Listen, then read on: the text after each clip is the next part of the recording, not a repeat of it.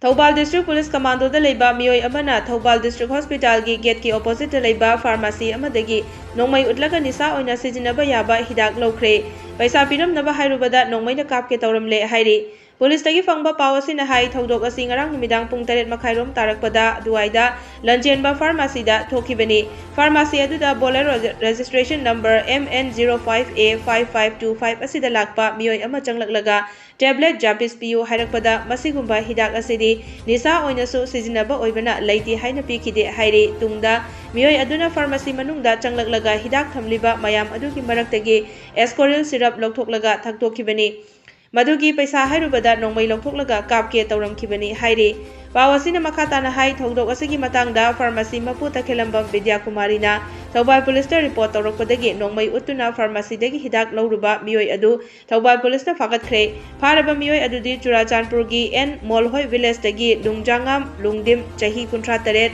apokpa Jalmhum Kowi mahak second Hairubada rifleman oibani